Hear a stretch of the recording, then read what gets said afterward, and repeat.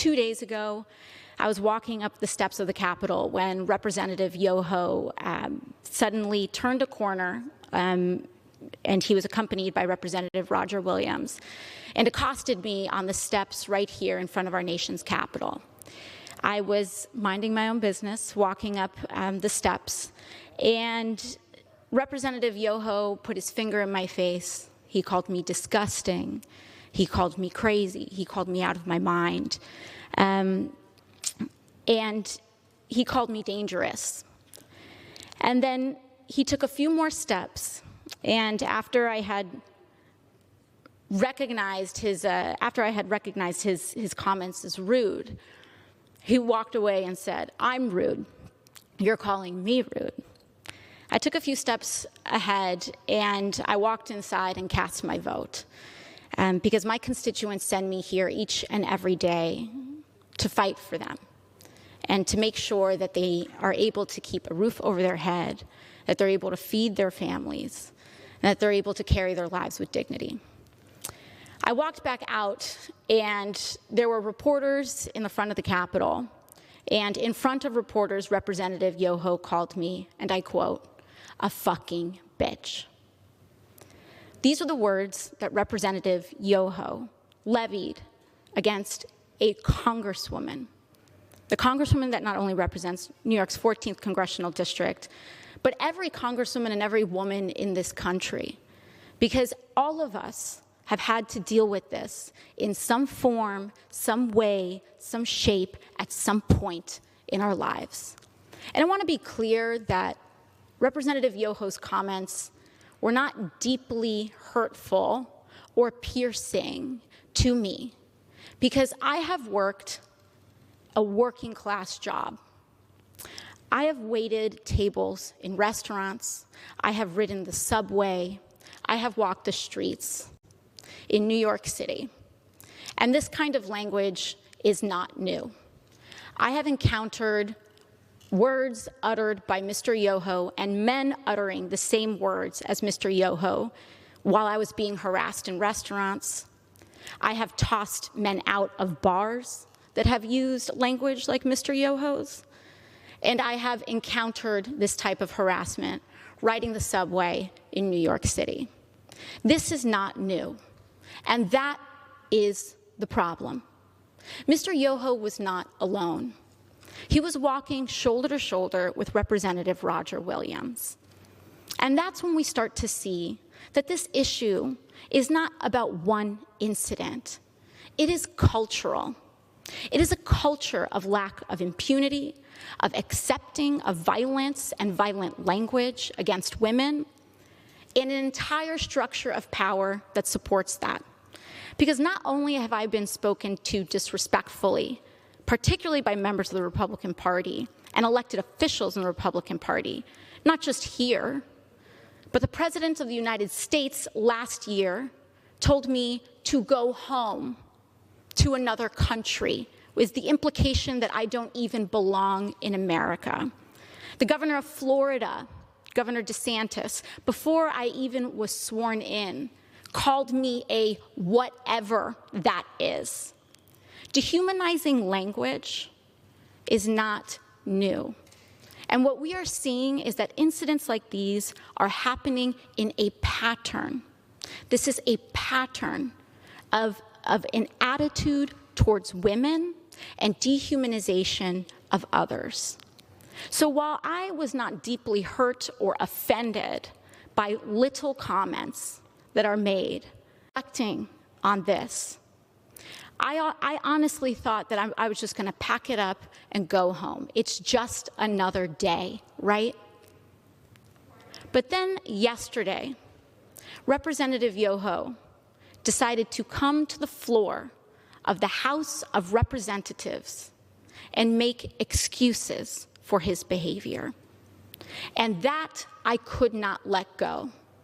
I could not allow my nieces, I could not allow the little girls that I go home to, I could not allow victims of verbal abuse and worse to see that excuse, and to see our Congress accept it as legitimate.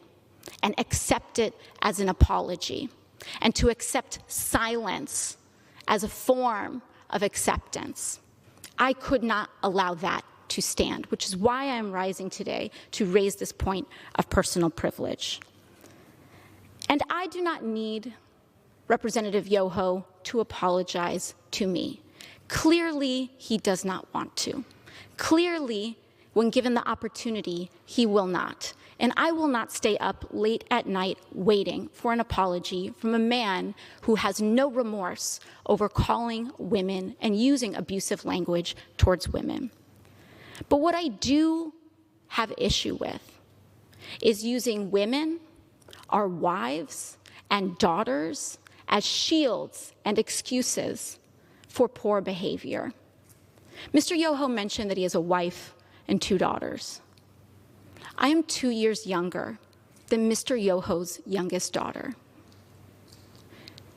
I am someone's daughter too.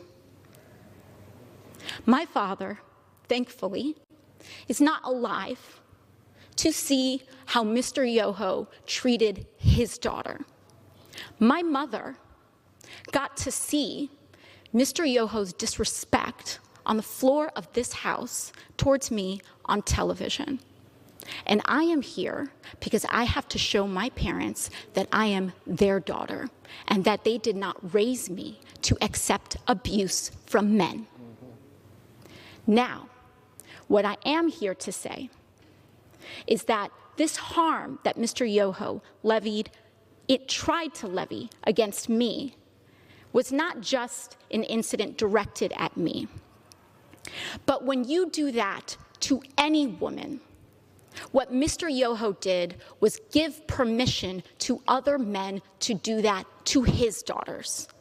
In using that language in front of the press, he gave permission to use that language against his wife, his daughters, women in his community. And I am here to stand up to say that is not acceptable. I do not care what your views are.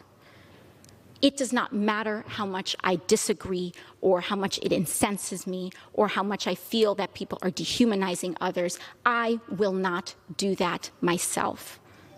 I will not allow people to change and create hatred in our hearts.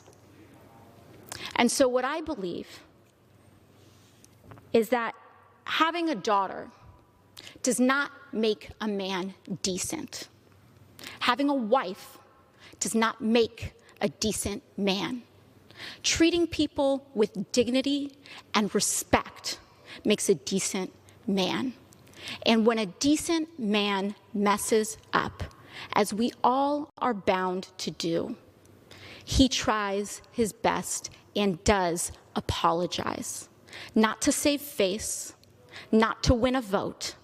He apologizes genuinely to repair and acknowledge the harm done so that we can all move on. Lastly, what I want to express to Mr. Yoho is gratitude.